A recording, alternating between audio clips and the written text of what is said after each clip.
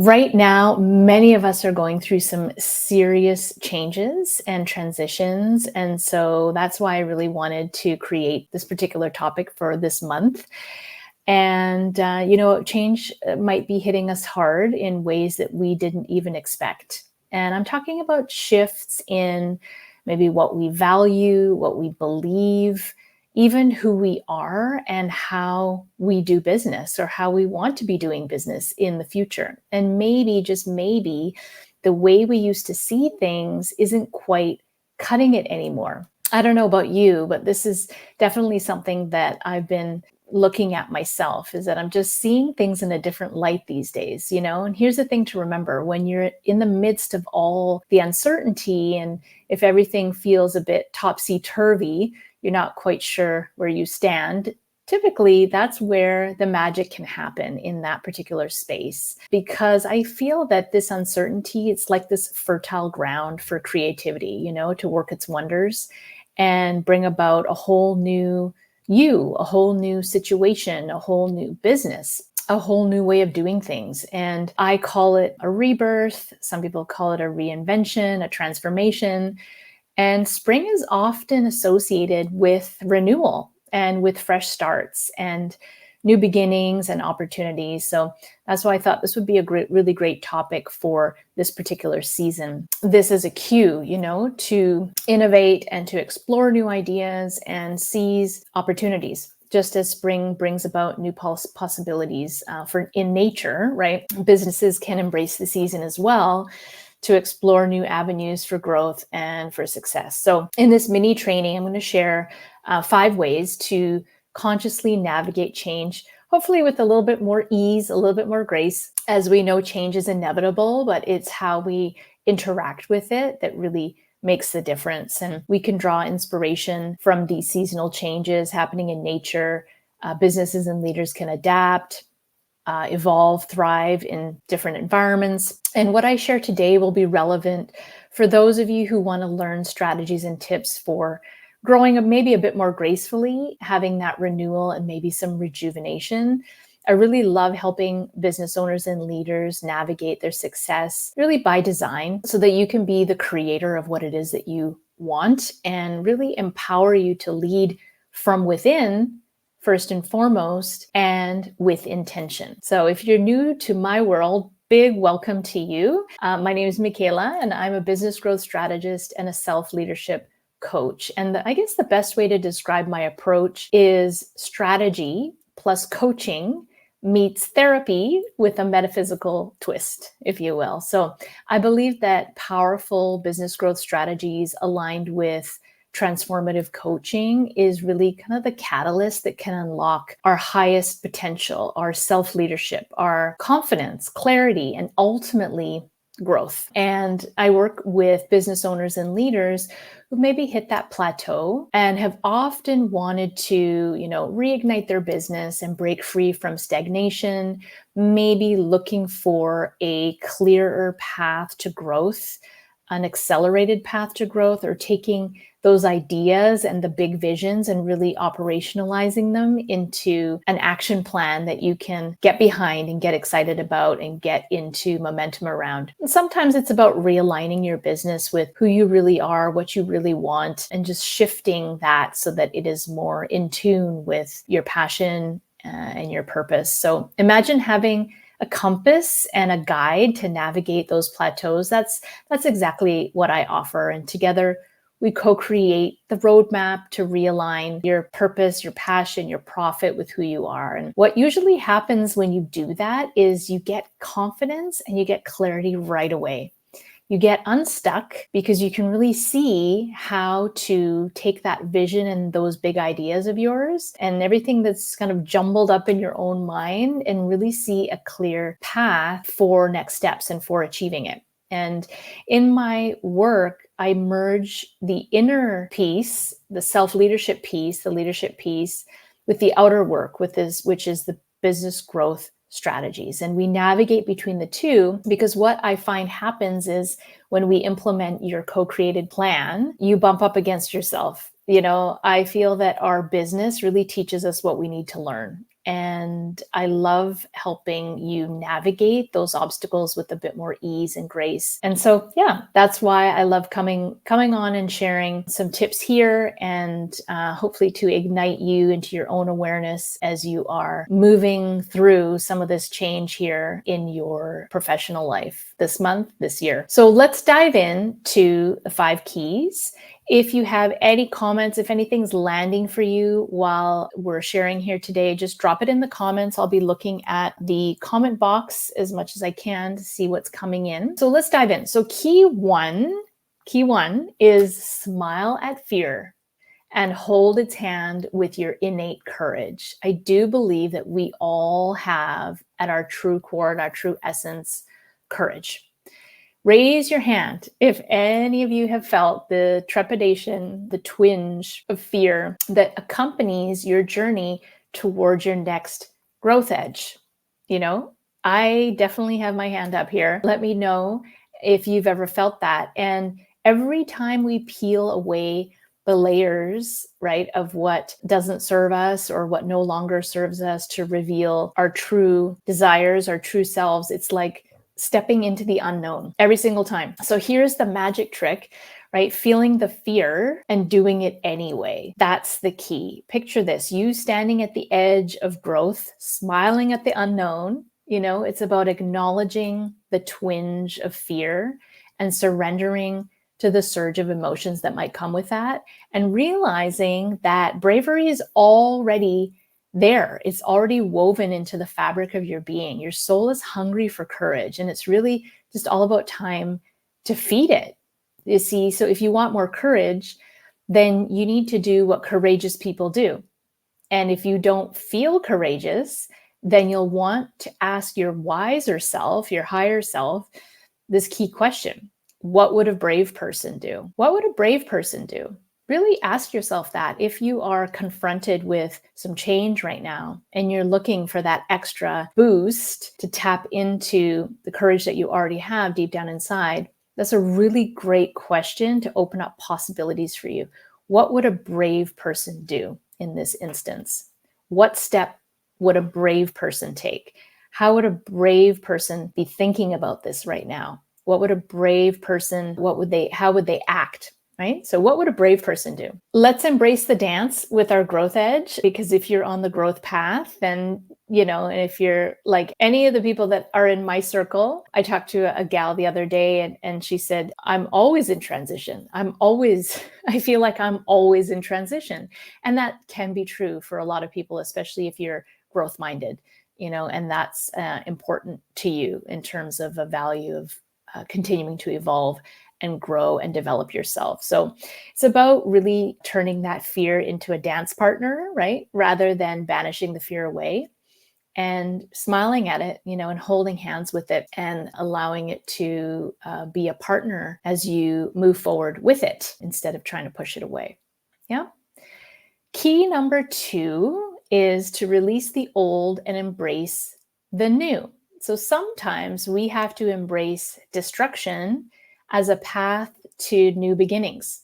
And this is a supernatural cycle. You know, it's like planting seeds in the garden, and the garden can be overrun by weeds, and we've got to pull those weeds, right? We've got to clear out the old and make space for new growth.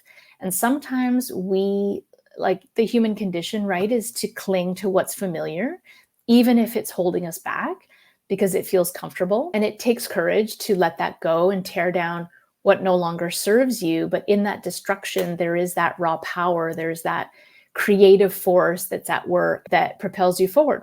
And destruction isn't really about tearing down for the sake of it. It's really about honoring what is that deep desire that you have? What is aligning with your truth of what you want to step into? And when you shed what no longer resonates, then you can make room for your authentic self to really shine through. And together, they remind us that change isn't always comfortable, right? It's messy, it can be chaotic, scary at times, but within that chaos lies the seeds of transformation. So it's really about finding the courage to let go of that old story and step boldly into the new one. And in that rebirth, there's freedom in that. There's opportunity there. There's a chance to craft something that is better, that is bigger, bolder, deeper, more fulfilling. So let change be your ally here, not your adversary, and embrace the letting go. And I've got a couple of reflection questions for you here. Number one, what are you allowing in your life or your business right now that needs to stop? What are you allowing right now that needs to stop? What unsupportive aspect of your thoughts, your behavior, do you want to bring awareness to? What do you want? What aspect of yourself do you want to bring awareness to so that you can really evaluate whether you want to carry that forward with you into this next phase, into this next season, and really giving yourself permission to release anything and everything that you're holding on to that needs to be laid to rest, that needs to be let go of. So whether that's unmet expectations, unfulfilled promises, unachieved dreams, unmet goals, any grievances, any grumblings, any anger, resentment, dissatisfaction, all of that, just it's not going to be helpful, right? If it's not helpful on your journey into the future, then release it. Okay, key number 3, turn fear into courage. Fear, let's talk about it, because whether it's fear of success or fear of failure, fear is just a common thing that comes up all the time. So it loves to assume the role of uninvited CEO in our life and our business, making decisions from a place of limitation. But guess what? You are the true leader, and fear might sit at the boardroom table, but courage is really that visionary steering the ship. One bold decision, a courageous move can really be the key that unlocks the door to what your next season looks like.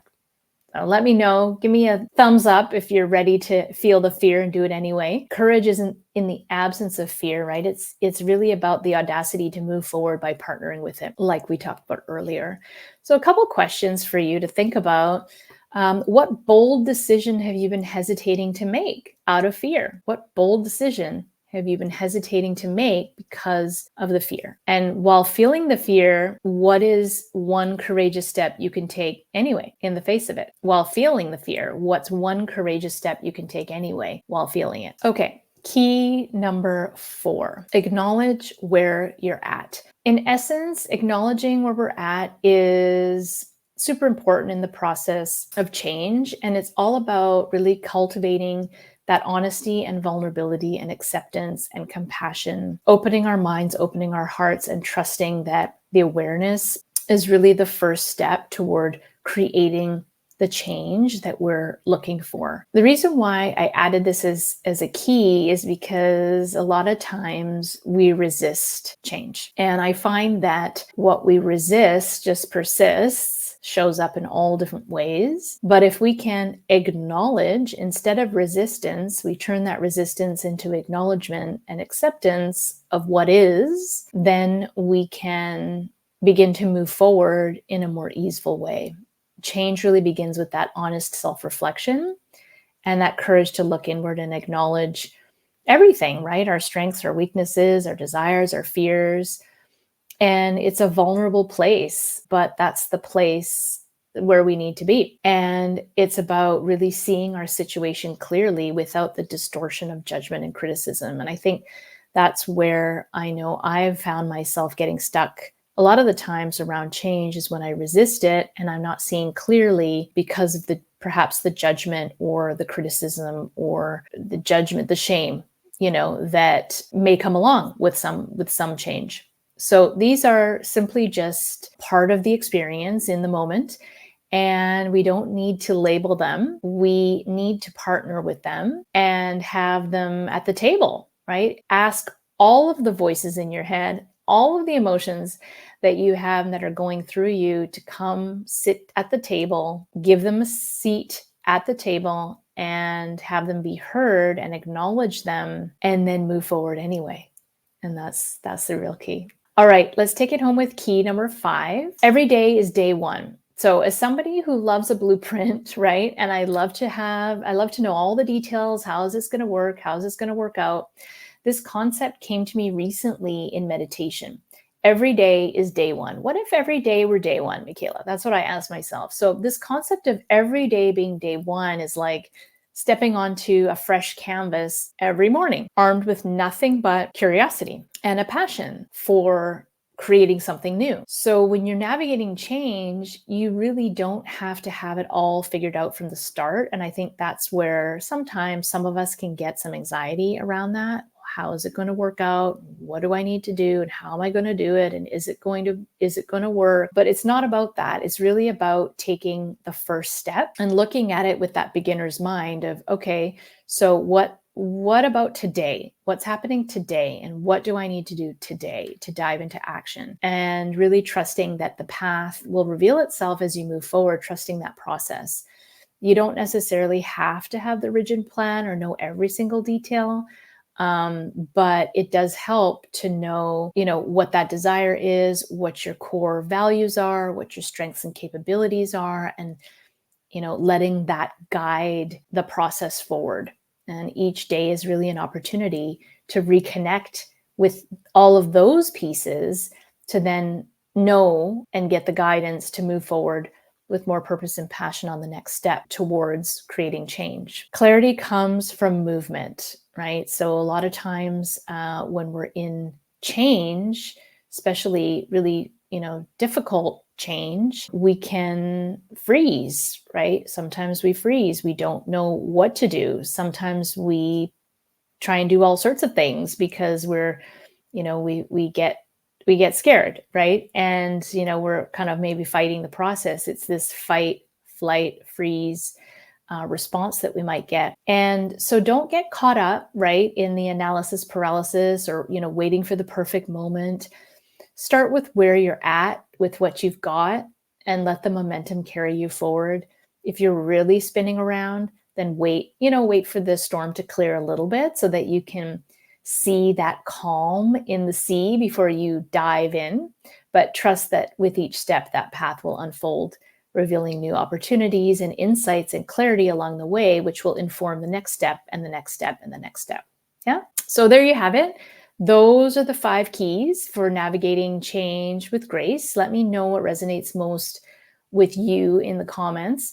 If you want to go deeper, if you're going through a time right now in your business where you're really looking for, what's next for you, or you have this vision and you're not sure how to operationalize it, how to make it happen, I'd love to offer you an opportunity to go deeper with me, to get some support, to get you back into momentum with some clarity and some direction. And so I'd love to offer you a personalized 1-hour one-on-one call with me, a pick my brain call. You come with questions, I come with answers. So whether you're looking for, that clarity, focus, direction, or that spark of inspiration, then this would be a really great solution for you, a super quick hit solution to get you in momentum. So if that speaks to you right now, just drop the word power in the comments and I'll DM you the details. Okay, so remember, lead with intention, my friend. Choose to design your business to support not only your goals and dreams, but include who you are in that as well and what you're truly meant to do in the world. Thank you so much for joining me today.